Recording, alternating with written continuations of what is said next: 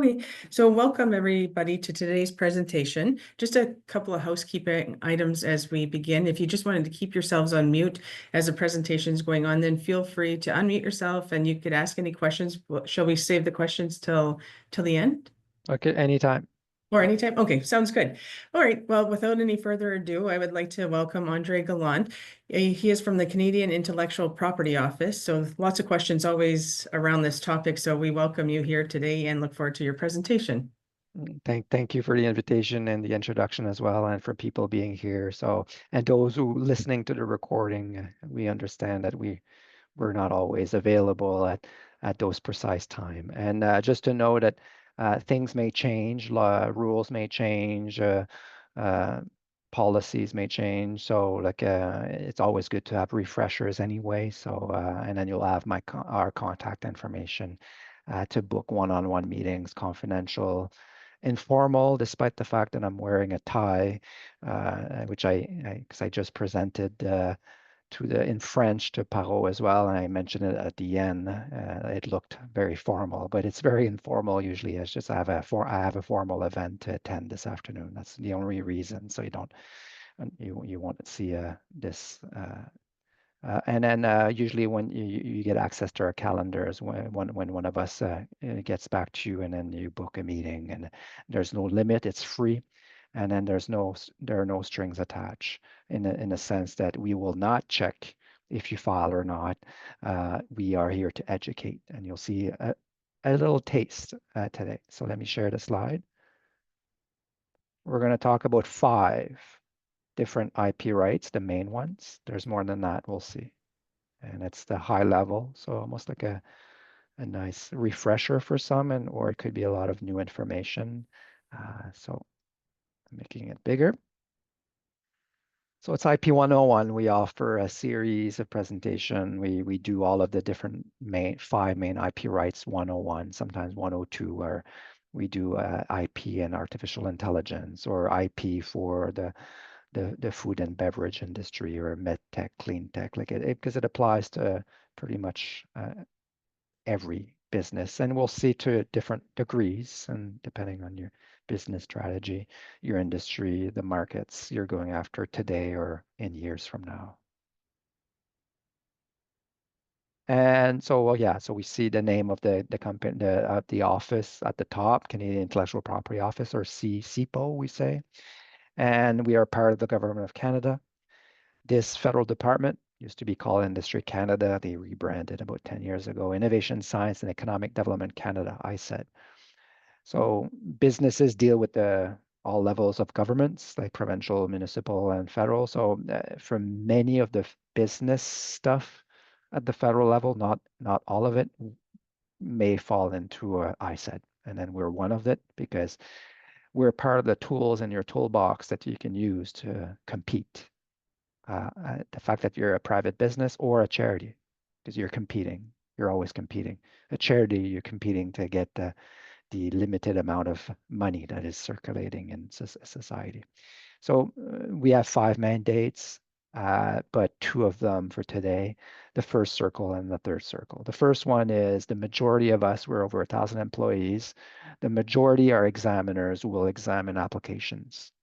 They're experts in their fields, scientists, engineers, or trademark experts. So we'll see that as we go. But so the majority are, we say, provide quasi-judicial, in a sense that what you get from us are rights, or more rights, to kind of block others from copying without your permission. You can provide permission, but without those certificates that you could get from us, you may not be able to do anything. So it could be harder to compete, or you may miss out on opportunities. And those certificates that you get also, they play that legal rule of, like, you don't want to step on someone else's territory and you don't want them to step on yours, but it also plays, we'll see if we have time, it plays a role beyond that. It will help, we'll see on one of the slide, um, add a trust element. Okay, so the third circle is the team I'm in. I'm an educator, essentially. Okay, so we try to raise awareness by Ideally, we would knock on every door in the country, but we don't have enough people to do that. So we rely on PARO and all the organizations from governmental to non-governmental to universities to college because we don't learn most of this in high school, college, or university. So we're trying to make a lot of noise and as early as possible to minimize the phone calls we get 4 or 5 years from now when there are disputes, which we all learn by mistakes. I will continue to do that myself, and it's just if we can reduce that risk and learning by getting increasing our IP skills, we like to say. Okay.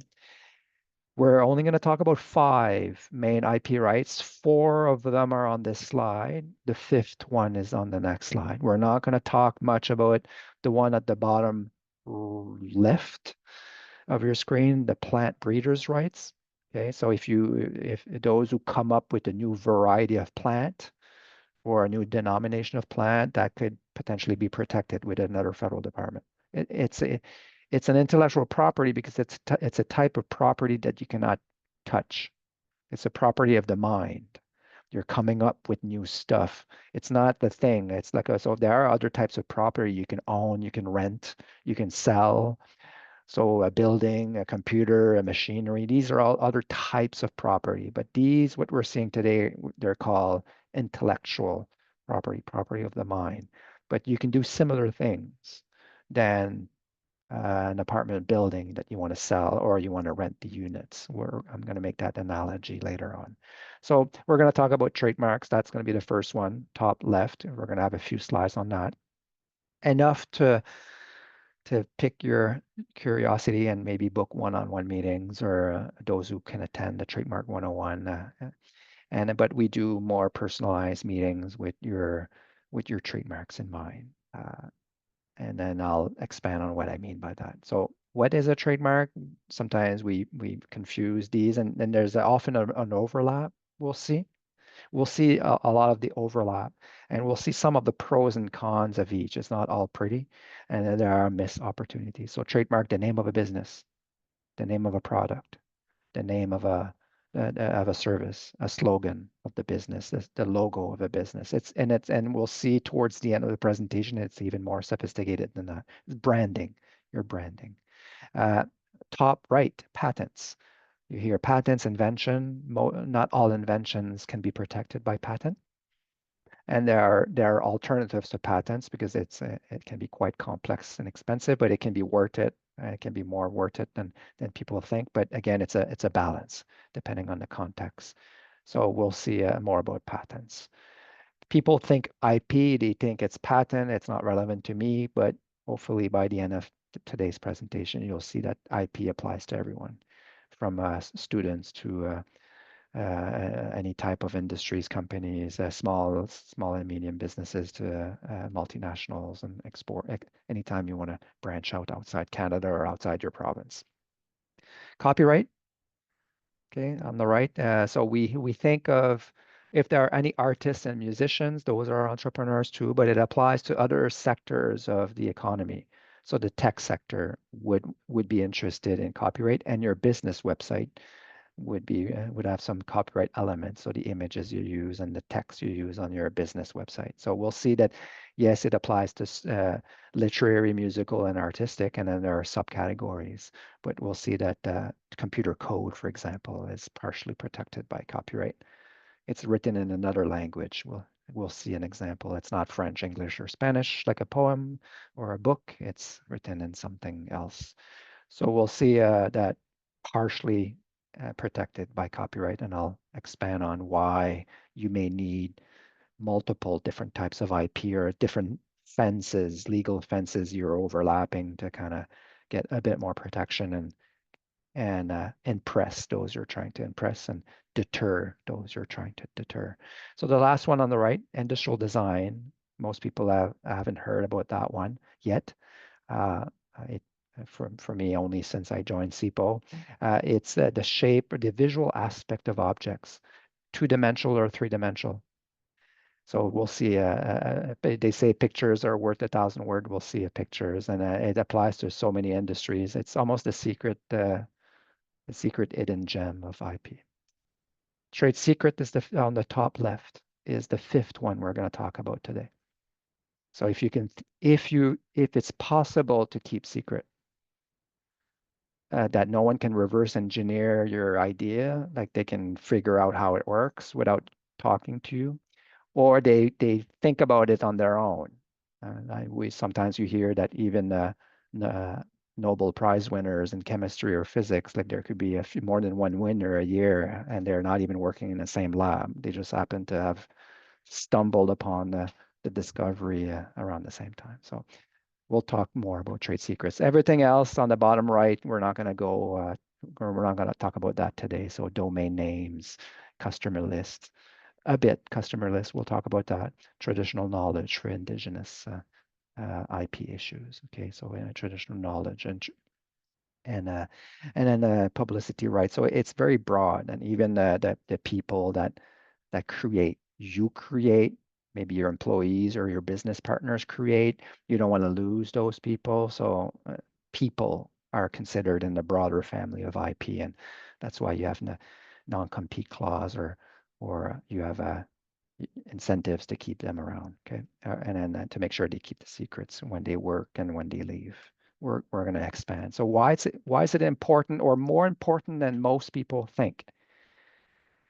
I'm not going to go over this, but that's probably that's a topic we like a lot, and that could be at least an hour or two. But if I summarize all of this that you can read, like it helps you obtain financing, it helps you secure markets outside your province, and an edge. Like, what do you mean by giving you an edge to competitors or avoid costly mistake that not stepping on someone else's territory or others stepping on your territory, the two-way legal street, I call it. So all of that, like, yes, there are legal reasons, but I often say to summarize this is IP can be tools you can use to demonstrate trustworthiness of those you're trying to impress. So business partners, key employees, your supply chain people, like because that could be a way to differentiate yourself if you have a better supply chain and all the intelligence you gather on your employees, your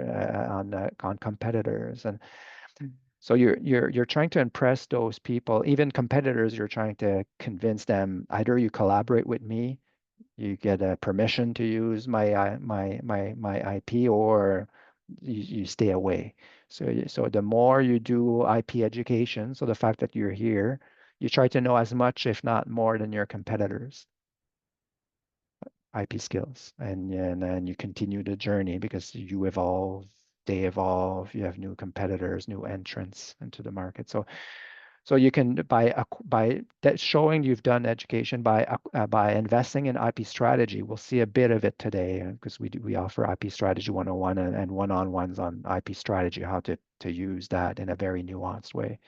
If you can show that to investors, like you're trying to get money from a bank or an angel investor or from a government funding program, if you can show that you've done the strategy, that you've hired some professionals eventually, and then you may have acquired certain rights I'm going to talk about, that can be a way objectively to show trust, other than your financial statements by a good accounting firm. That's comforting for people who are not yourself. So it's these are ways objectively to add more layers of even when you sell your business one day. Okay. I would ask you certain questions. I would ask anyone certain questions before buying, and some of those questions are what we're going to see today. You hear it on Dragon's Den, some of those questions, but it applies to every scenario. So trademark, because branding is so important to every business, it could be thousands of dollars to millions to hundreds of millions, and the bigger ones, it's in the billions, just the name of the company alone or logo. So like the bigger Amazon, Google, like uh, the name alone is worth billions, the estimated value. Coca-Cola, half the value of Coca-Cola is the name. Okay, so but the local pizzeria, your cosmetic product, your new tool, your like all of that like WD-40 spray. We'll see that as an example later on. So branding to acquire clients and branding to keep clients. So the name, the logo, if you don't want people to copy you too much, we'll see there are rules. Then you want to think trademark. There's only two types of trademarks in Canada, so that's one of the big myths. And then we'll see that some people think there may be a third way or fourth way and a fifth way to get a trademark. And so we'll see why a business registration in a province on its own is not a trademark. The same with a corporate name at the federal or provincial level is not on its own a trademark, and a domain name, we'll see, is not a trademark. There's only two ways. So how do you get it? How do you get a trademark? So the one way is to apply with us, okay, at CIPO. So, and then you go through you go over two steps, hopefully successfully. We'll get to that in about a minute. And the other one is you use the old type of trademark before we existed and before there was legislation voted by politician. It was the law made by judges. You can still go that way. It's the unregistered trademark or trademark at common law, judge-made law. It applies in certain countries, not every country. And trademark is country by country, but there are some countries you don't have this type of two types, and some it's like even more complex than that. But it is the unregistered is you need, that's the second bullet. You need to, if there's a dispute and someone copied your logo or your name in the same industry or same types of goods and services, then you would need either to negotiate and you coexist, or you negotiate and they step away, or you step away and then you rebrand, and that can be expensive. And then in certain industries, then it could be expensive, also reputational, like the name of a drug, a pharmaceutical drug. You don't want to change that name because then they may ask, what else did you not do properly? But the change we've seen in different parts of Canada, like people having to change the name of their ice cream on their menu in small town Canada. I'm from small town, from because they had put Blizzard, and that's a trademark owned by Dairy Queen, or the names of beers that had to be changed. So all of what we're going to talk in the next 3, 4, 5 minutes, it's really dependent on your business strategy and then on the worst case scenarios. Okay. So the unregistered, some of the risks that we say for unregistered, there's always going to be risk no matter what you do. You want to minimize the risk. Any law, there could be risk at some level, even if you register with us. But if you register with us, you reduce more risk, and it's abroad Canada. But one of the uncertainty is how broad of a protection geographically do you get with an unregistered trademark? And how do you get it? You need to prove that consumers saw you using that name or logo on these products or services since enough time. It's based on usage of your name or logo. That a lot of companies, that's how they got their trademark over time. They don't know that's how they got it. There's a lot of misconceptions, but you need to use it long enough. What's long enough? Unfortunately, there's no clear-cut answer to be fair among competitors. You could say, well, 6 months in every case, then that could be not fair. Okay, so to be fair, unfortunately, there's complexities. Then the other uncertainty is how long have I used, and then is it only, can you prove that consumers saw your website or like your logo or your name on their store, like in Toronto, in Greater Toronto, in Southern Ontario, in all of Ontario? So then you need to be able to prove like how much does it extend. The third uncertainty is I've used the word proof. You need to prove what's good proof, what's bad proof under Canada's evidence law. There are not thousands of disputes in Canada over trademarks, but there are hundreds of disputes every year about trademarks. So if branding is a big part of your strategy, then you can book one-on-one meetings with me, and then we can prepare to hire. We'll see. We'll talk about registered trademark agents from the college. They charge usually $500 to $2,000 to do a lot of the homework. They would check the unregistered, do an analysis. They would check some of the big rules for registration. We'll see one of them today, the rule of confusion. even if it's not spelled the same way, or even if it's not the same combination of word or the exact same logo, it could still cause confusion. So we'll talk about that. So if you don't want to do the homework, you can still do the homework, hire a trademark agent, but we can still have meetings before. And then I would then, there's still about 20% of applications we receive are done without an agent or lawyer, but about 80% are done with an agent, which would reduce the risk of having problems along the way, but also it can be another sign of trustworthiness that, okay, it was done by a professional. Okay, so that the legal and non-legal. So the third bullet, registered trademark, only 2 steps. We examine it. So we have over 200 trademark examiners. We examine over about 75,000 applications now a year. And we look at the big rules. And if there's an issue with a big rule or a small rule, we send you a letter or your agent, if there's an agent on file. And then we always give you 6 months to respond. That's high level. And then hopefully there's no more issue. Hopefully it's approved, and that there's only one more step a few weeks after that. And we allow 2 months for competitors to oppose if they have good reasons. And then if they don't, then it's registered, and then you can renew every 10 years. That's one that you can renew as long as you're using forever if you want. Compared to, we'll see other IP rights like patents and industrial design are limited in time, but trademark, the registration can be renewed every year. The first rule of confusion, it's one of them. You can't use swear words, for example, even though it's not a word in French or English. If it sounds like a swear word, then we're not going to register it, for example. And we have interesting examples on our public database, but there are other rules. But for today, the rule of confusion, the example we give, 2 companies we concluded as an example are selling similar goods. One is selling ice cream. The other is selling frozen water products. One is called North Pole. The other one wants to be called South Pole. Not the same combination of word. We would refuse the second one. Okay, so to be careful, like if it's McDonnell, if it sounds the same or looks the same or leaves the same impression in the consumer's mind, and it's not the consumer staring at both logos for hours, it's when they're passing by, essentially, in the average consumer. So there's a bunch of rules, but again, an agent would be able to do a more detailed analysis. And there are more powerful programs that they use other than our database to search for trademarks. Google is better than our database because if you search McDonnell, the way I spell it as an example with clients during one-on-one meetings, you'll get 0 result. But would that be a problem with confusion? Maybe. Then Google is one way, but there's now agents are also using artificial intelligence to search trademarks. So depending on what software they use.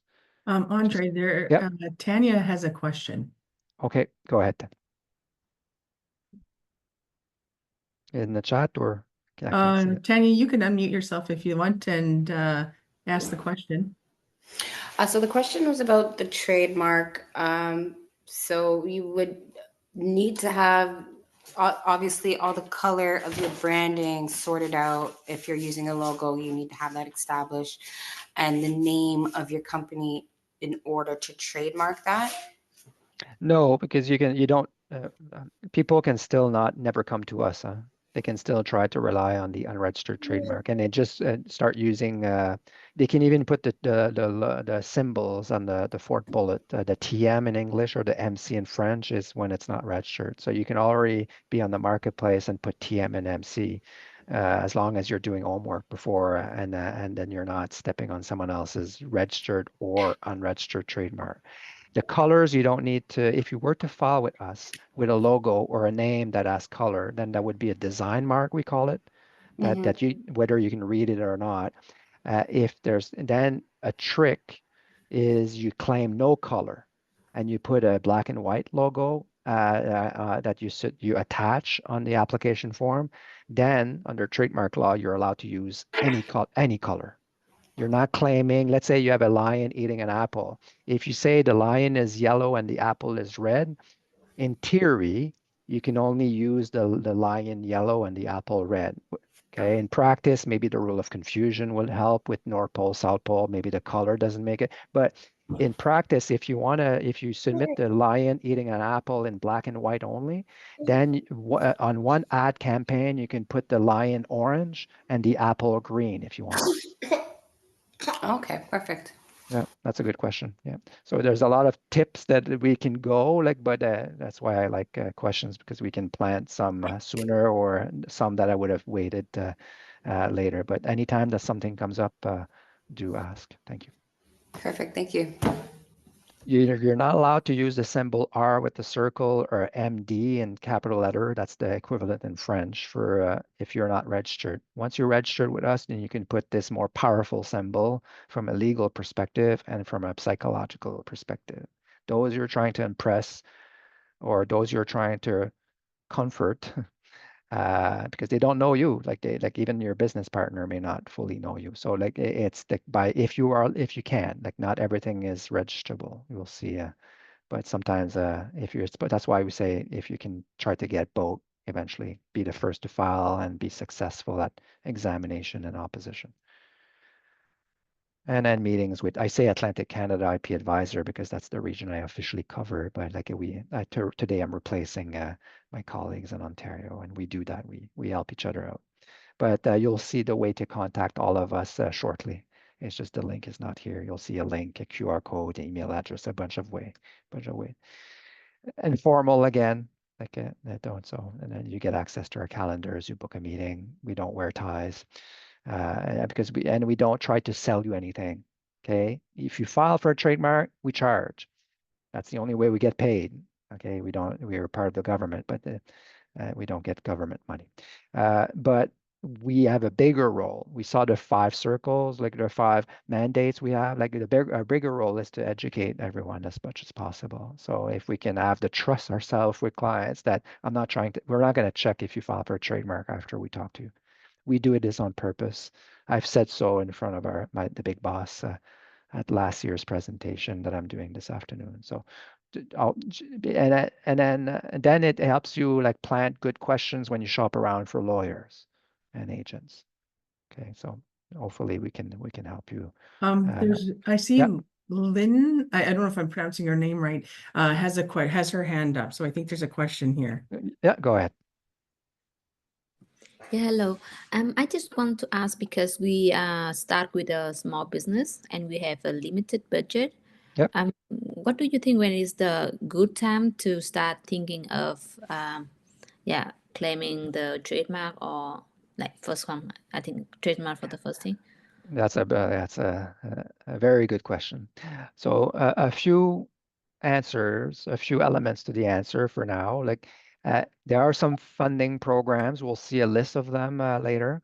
That if you qualify, you could get a big portion of your bill reimbursed by the government of Canada.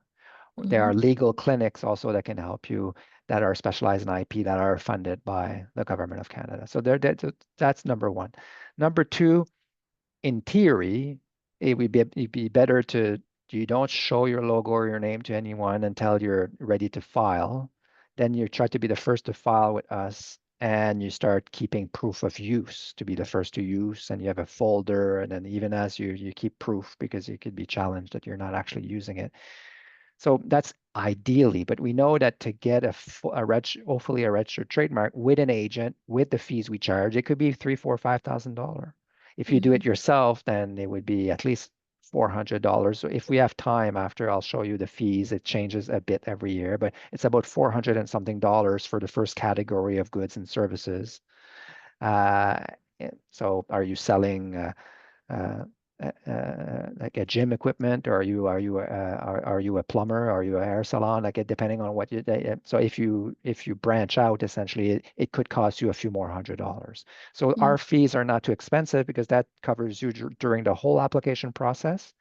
Once you're registered, you don't have to pay again until 10 years after the registration. So you pay every 10 years after that. So it's a relatively, but we understand it's a big fee for startups and for people starting.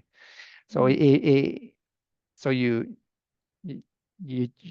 doesn't cost too much to do homework, and that's something we offer for free. We can give you a lot more tips than today on what to consider. So you try to minimize the risk.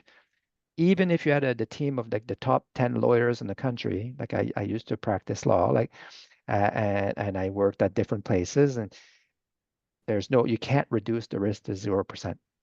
But the hope is that you reduce the risk enough. So I would still recommend more conversation with people like me at least. And then because there are clients who click submit and then they call us like a minute after. You can't change the trademark once it's submitted.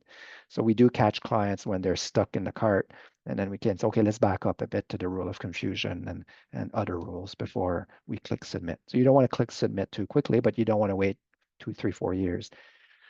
I could go on with stories I've heard from clients, like if you already know you have the budget and you're going to branch out in the United States and you're collaborating already in the United States, then you may want to file there as soon as possible as well. So, but again, it depends. And we know that even multinationals, they may have a trademark in every country for every brand they have, like McDonald's, they registered even the name of their products. If you go on their website, you'll see that a Big Mac has an R with the circles, McChicken, Happy Meal, McFlurry, they're all separate trademarks. But we understand you start with one, you start doing homework. So I can kind of do step by step with and then explain in more nuance. But that's an important trademark is even important for those who get patents. Like we are seeing invention, but even pharmaceutical drugs who patented acetaminophen for headaches and pain, they got a trademark. I'm generalizing here, but let's say they got the trademark Tylenol. That's the name of the brand name. And now they don't get patent protection. Other pharmaceutical companies can make or add acetaminophen if they have Health Canada licenses, but they cannot call themselves Tylenol. And then people go to their pharmacy, and I still sometimes pay more to $5 or $5 more to get Tylenol because the trust that came with it over 20 years is powerful. So, but yeah, and then I'll continue with patent. But do you have anyone has questions about trademarks during the next half hour or so? Don't hesitate. I can go back. Sorry to interrupt again. I think Tanya has one more question. Yeah, go ahead, Tanya. Hi. So this one is not about trademarks. This one is about patents. Like how much can a patent cover? Like for example, I'm doing gelatin pet treats or Yep. multivitamin gummy made from mushrooms. Yeah, don't give too much detail during the presentation. Keep it. You will see why. But yeah, you go ahead. Go ahead. Yeah, but yeah. So yeah, if you came up with a new formulation of the ingredients or the way to make you improve the functionality of making it because it doesn't stick on. Like let's say the technology that exists in the gelatin world does. So there could be multiple patents in what you just described. Yeah.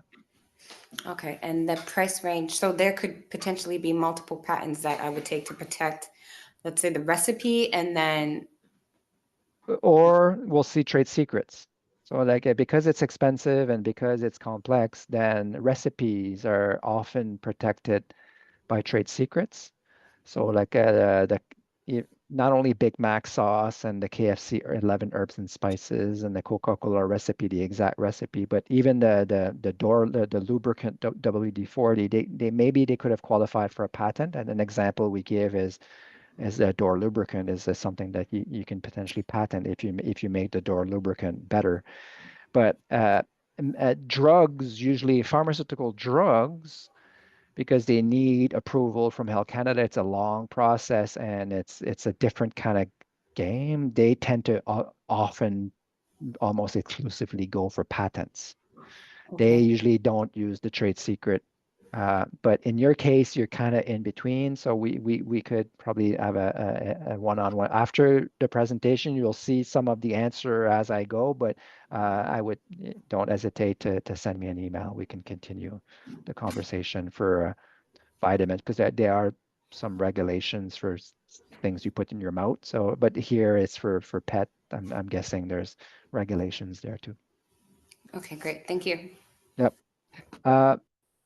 But we'll see. It can be powerful to get a patent that's good for 20 years, that you're the only one who can make it, sell it, or use it in Canada. or in markets that make business sense. So even multinationals may not get a patent for the same pharmaceutical drug. Usually they do it in every country, but not like if you invented the wheel to go on top of the mouse, like maybe, like because a lot of computer mouse may want to add that little wheel to go up and down the page. So if it makes business sense, then you would do baby steps again, like a bit like trademark, but here it's a bit more sophisticated. So you would try to see, do I really want a patent for this particular technology or in that particular, how many patents are maybe possible? What's patentable? Okay, so there are things that we already exclude that it's not even possible to patent, even if you meet the 3 big rules at the top of the slide. One of it is if you're a mathematician and you come up with a new mathematical formula, you can't patent that. It's excluded explicitly in the patent laws. The same way if you are biologist and you create a new form of mouse genetically, then you can't patent that in Canada. Other countries, like it depends, but like we can't. Okay, so and then the same for a doctor who came up with a new medical procedure. So a medical procedure, you cannot patent that, even if you're the first in the world, which is the first rule, novel.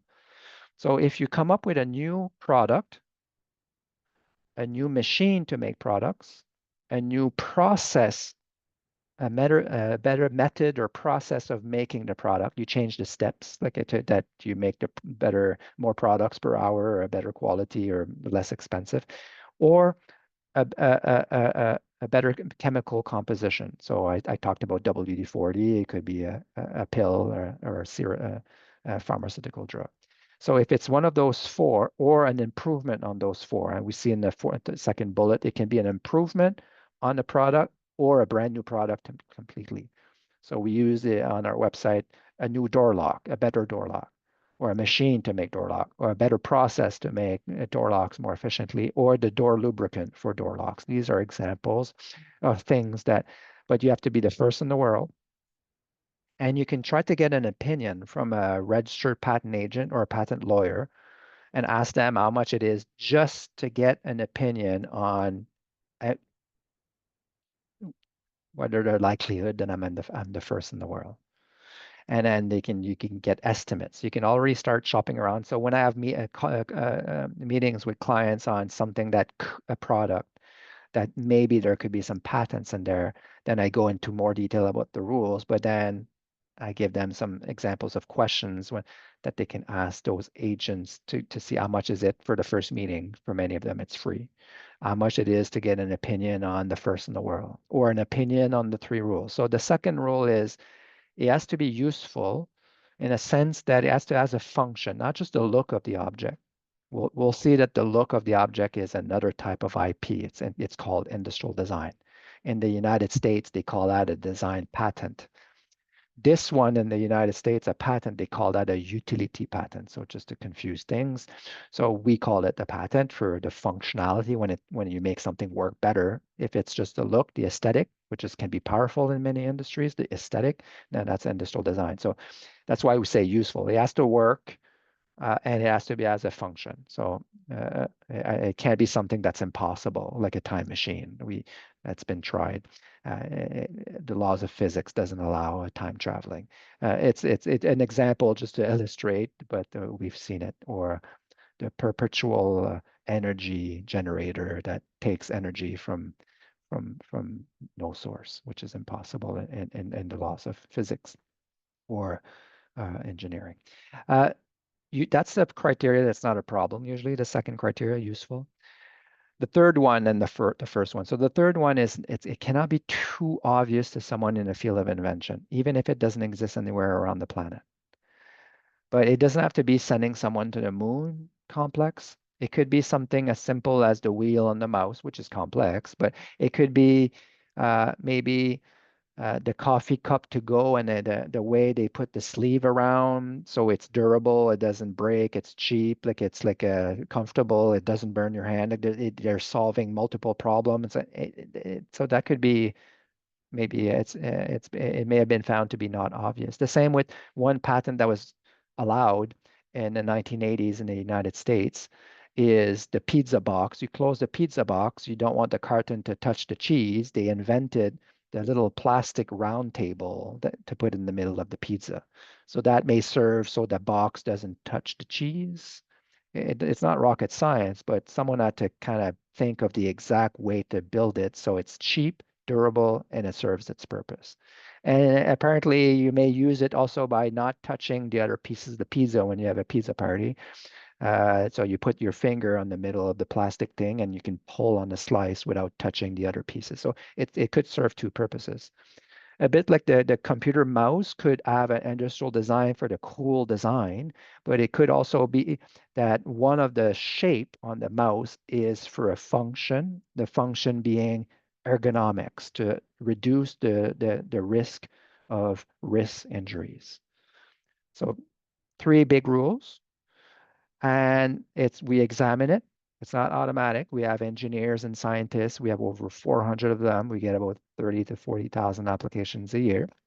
And then if you get approved, then it's good for 20 years from your filing date. There are fees with us. It's expensive. If it makes, once you have a filing date with us, you've done the homework with an agent for cheaper, and then you get some fund government programs who may pay 75%, sometimes 90% of your bill. And then you have a first to file certificate from us. You can start then gauging the interest and see, okay, are we going to submit all the documents and then prepare all the documentation? We'll see examples of those documentation. To do the whole application, it's expensive. In Canada, the estimate from a few years ago, we still have it on our website, it's from $5,000 to $25,000 for one application, for one invention in Canada only.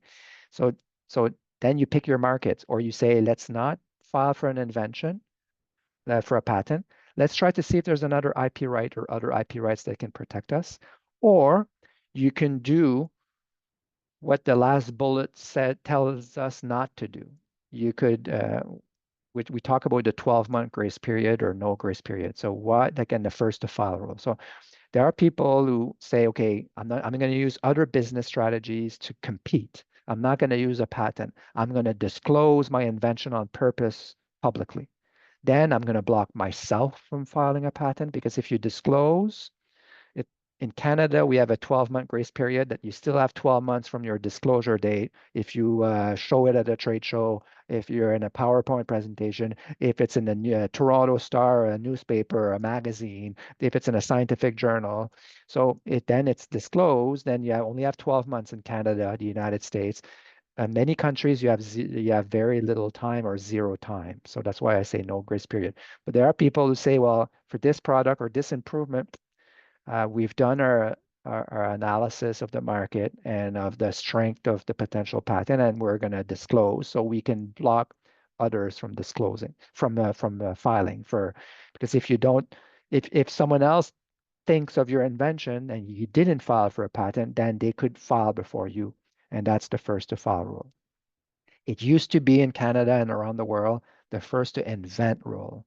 They changed it years ago to the first to file. So that could be a strategy. And we'll see that sometimes alternatives to patents could be a trade secret. We'll talk more about that soon.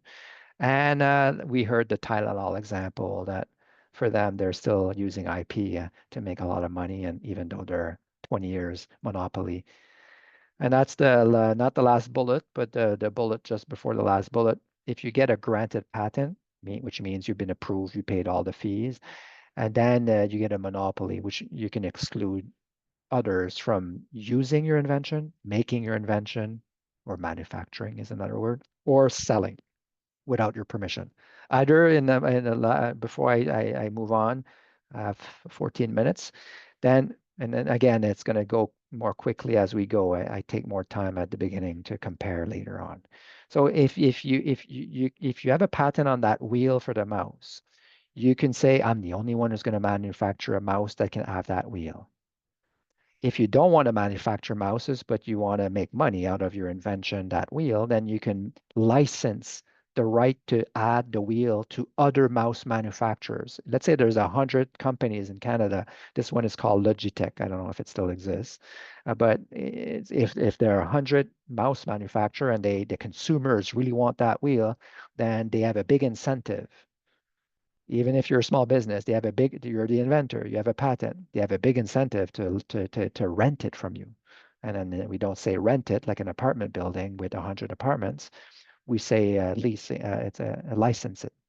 And then one apartment, you can only rent an apartment to one family at a time. The beauty with IP is you can license to multiple at the same time, the same property.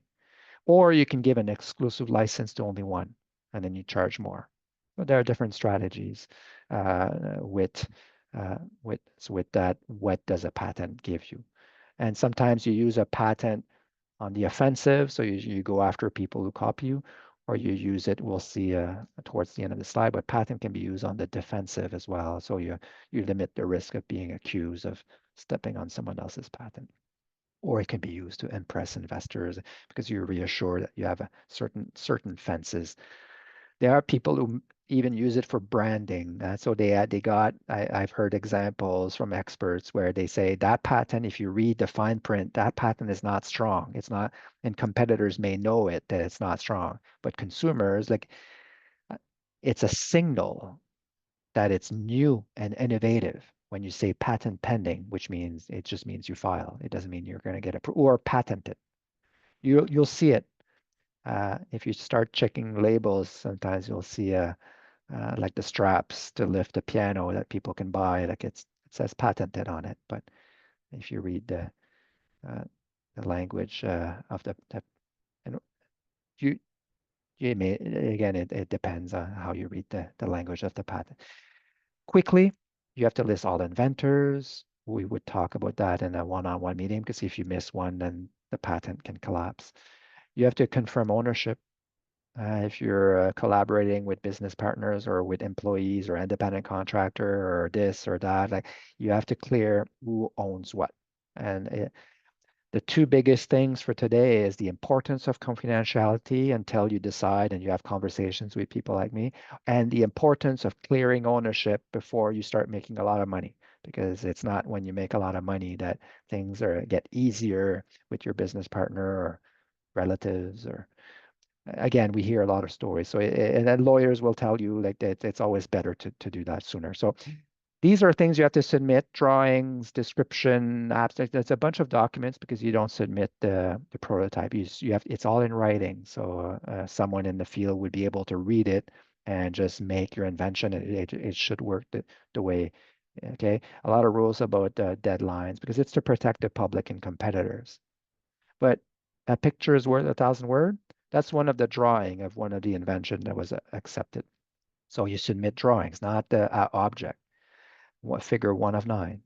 And that's in words, claim 1 of 18, that if someone in the field of that mechanical engineering, I guess, would read this, and it's just to show why agents would charge $5,000 to $25,000, and you don't pay that up front. You do maybe an opinion for $500, or maybe they charge 1,000 or less if they find your invention in the first hour. And I can show you, those interested, some of the basics of searching for patents. Okay, so that's, and then so there's a way to try to, before you write all of this, again, patent agents do that, and they know a lot of the rules. So if you read this, after the first 5, 6 words, my head spins. But that's a legal fence. That's what I mean by legal fence. This is a legal fence, part of a legal fence around that invention. You hire an agent for many reasons. You can contact us, and that's one of the way, canada.ca at the bottom /IP-advisors. You can book with me or my colleagues in Ontario. It does not. They have more the network of the partners in Ontario than I do. I know a lot of the networks in Atlantic Canada, so those who can support you along your journeys. We collaborate all the time. Trade secrets. You don't all this to say it needs to be worth a lot of money. If it's worth a lot of money, like the Coca-Cola recipe, you do a lot more, what we're going to see in the next few slides. We have 9 minutes left. We're still good. This is all you can remember about this. Your trade secret can last for forever if you can keep the secret forever. There are legal ways to try to keep the secret or increase or reduce the risk that the secret gets out. And there are recommendations other than legal. you'll see what I mean by that. So but it's not applying for a patent. It's not, unless like it's that wheel on top of the mouse. Then if it's the wheel on top of the mouse, you can't keep that a trade secret because you're going to sell it in the store. Someone is going to open the mouse. They're going to figure out how the wheel works. They're going to do what we call reverse engineering, and boop, your secret is out. If you don't file for a patent, anyone can copy you. Maybe that's your strategy. There are some people who came up with a new drug that saved millions, that a lot of lives, and they just decided to do a disclosure and not make money. So there are people, but the patents are there for, and trade secret are there to stimulate innovation, because a lot of companies spend 99% of their research budget goes down the drain. So they need some sort of incentive. That's one of them. But trade secret, you can keep it. A Coca-Cola recipe has been good for over 100 years. But this is to say you don't file anywhere. Okay. And these are examples. Before we look at the tips, let's look at examples. So recipes, the first bullet. The local pizzeria sauce may not be worth billions, but it could be worth thousands or hundreds of thousands. WD-40 formulation, maybe they could have applied for a patent, but that one is, no one knows the secret recipe of WD-40. They trust it with trademark now, but they trust it that there must be something good in there, but it's the exact ingredients, the percentage. Coca-Cola, yeah, well, you can read the ingredients, yeah, but you don't read the exact percent, you don't read the detail, and then you don't read where they source their ingredients either.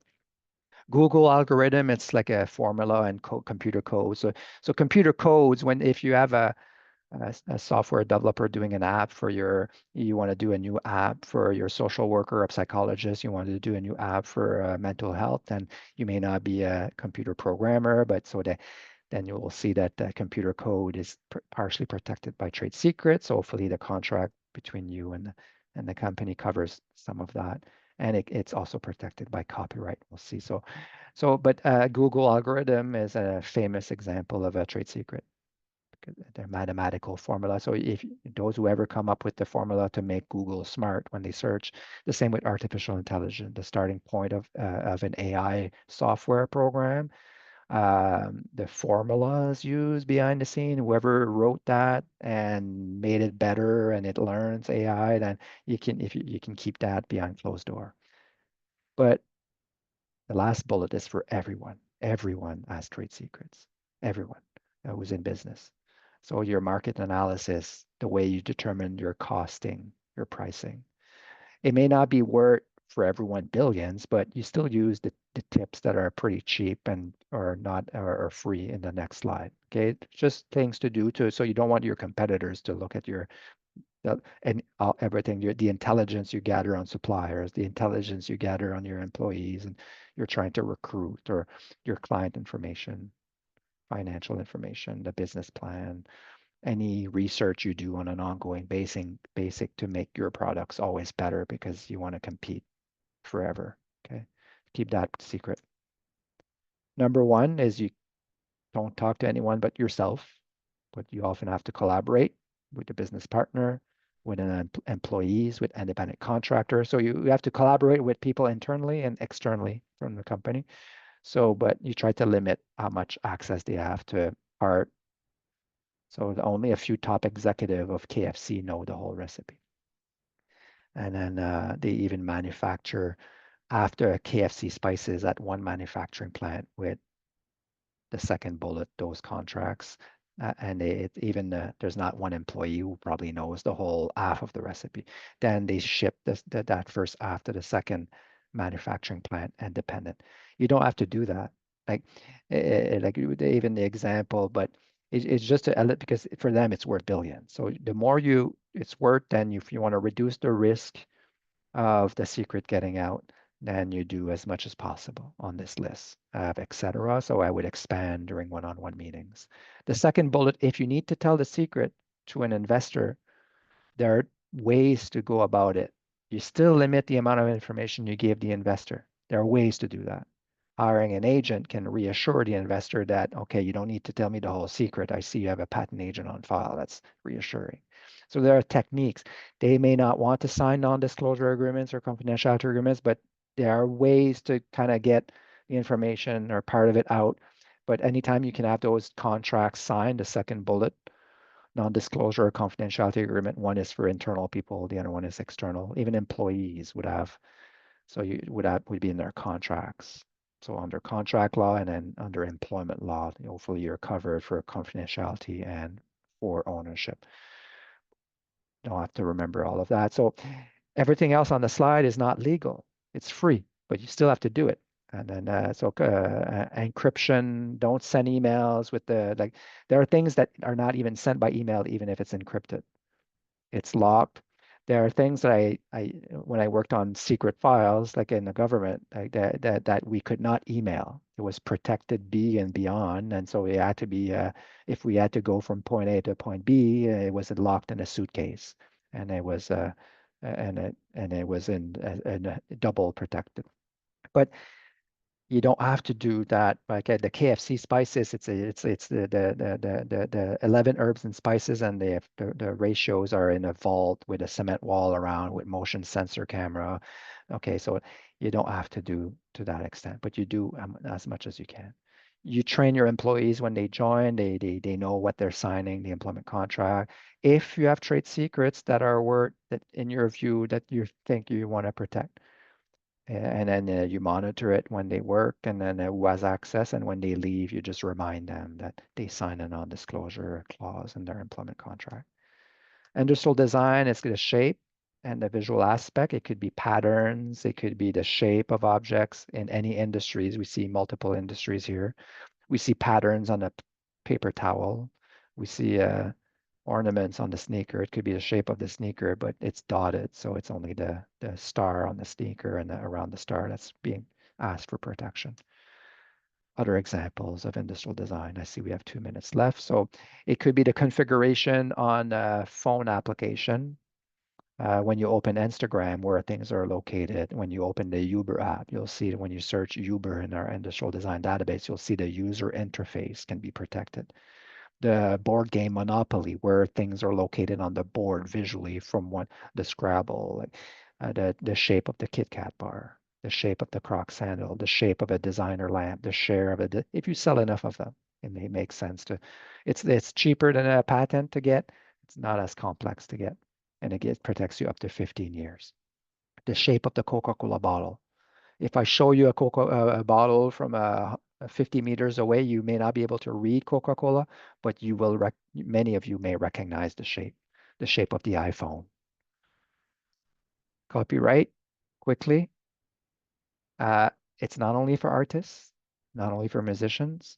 Okay, you get it's automatic. Okay, so we have examples, and that's the third bullet. So it's a bundle of rights. People can't copy you essentially without your permission or substantial part of your work. What's substantial could be tricky, like did you copy too much of someone else's song? Is it the main part of the song, or how much of a book can you copy without asking permission? Do you have to ask permission all the time? There are exceptions and so forth, but it's automatic.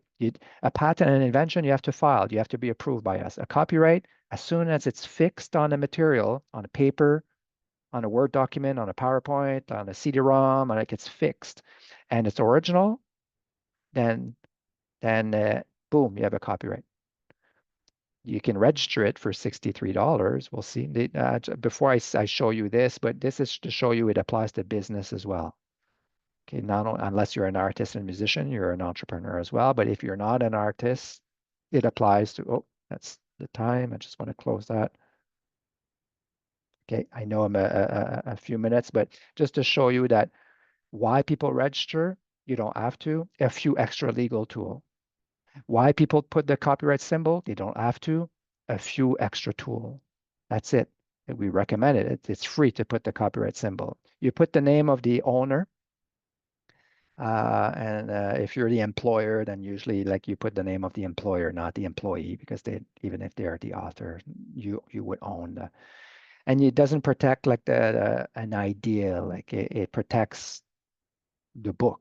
Like like if a recipe book, if someone can buy the book and make the apple pie, and you can't sue them. But if they make too many photocopies of the book itself, then that would be a copyright problem. Okay. Over 140 learning products we have on our website. Very easy to get lost.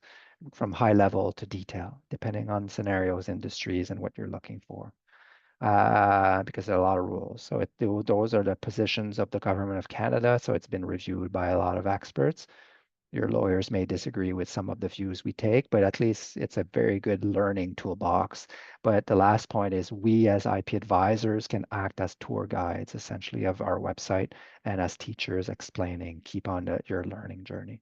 So I would say, okay, you are in this field and maybe you should listen to in podcast episode number 5, we interviewed a guest and he or she said this, and that. And if you want to listen to that part, that would be, and then in this guide and that guide, read that chapter so that we can maybe guide your learning. Funding resources. You can talk to me. I can explain a bit in more detail in this slide, and we can put you in touch with the people managing those funding programs. Elevate IP, CanExport, National Research Council, the IRAP program, IP Assist. BDC for large companies. They have a IP backed financing. There are some legal clinics.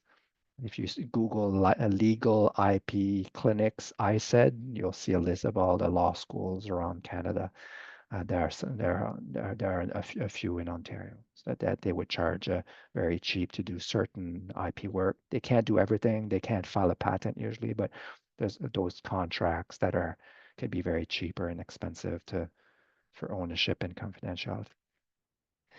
Just I mentioned offensive, defensive, like that would be in a separate presentation. Like we already did step 1 of 6 of your IP strategy, at least to start with. Internal audit, you need to know what is what before you know what you have. Number 2 will be what your competitors have. You have to do a search. 3 to 5, you bridge the gap between you and your competitors. And number 6, you repeat that over time because you change, your competitors change, and there are new competitors entering so you have to adapt. And this is the QR code to book. You have a little form for me, Liz, Dumitru, Nicolas. So you'll see us there, like so, or the Canada.ca IP-advisors, my email address. So many ways, and we respond, giving you access to part of our calendar, and then you can book meetings whenever you feel like you're ready, and unlimited meetings, no strings attached, like I mentioned, that you file or not. We're talking to you as if I would talk to my friends and family members. So that is it. So that's an example of a particular type of trademark. It's an official mark. So governments and universities and indigenous groups can have what we call official marks, but that's for another day. Well, thank you so much for all this information. It was really great to learn about even more. There is a question in the chat. Oh, Lynn I'll put said, I'll sorry, put it. she said, I just want to confirm if I hire a lawyer to file a patent application for us, the description must be written by us, or is there an extra service for that? The agent would do it. You can, if you write it, there are some engineers I talk to that can probably write a bit of what we saw, but we still recommend for that to be reviewed by the patent agent, or the patent agent takes your idea very high level and they draft all of it for you and they ask you to review it after. So yeah, so that's part of what patent agents offer would be the drafting, because I don't recommend anyone, even someone with 3 PhDs in science. Like it's a different field. I think patent agents and patent examiners wear 2 hats. They wear an engineering or scientific hat in a particular field, and they wear a legal hat because you apply law over top science and engineering. So yeah, so that's comforting to know that there are people who know that you can hire. Even the drawings. One of our podcast episode, we interviewed someone who his work is to do patent drawings for clients. And one last thing, if you could go back to the contact info or on the page, thanks. Yeah, I'll share it easier. At least you have the 3 ways. Share and down here and bigger. Oh, there you go. Is that okay? Yep, that's good. We can see it. Thank you. Pleasure. All right, well, I just wanted to say thank you so much again for providing this information to us. Thank you, everybody, today for joining us, and we welcome you back. So if there's no other questions, then we will say goodbye and thanks again, and wish everybody a great rest of the day. Thanks, everyone. Thank you very much.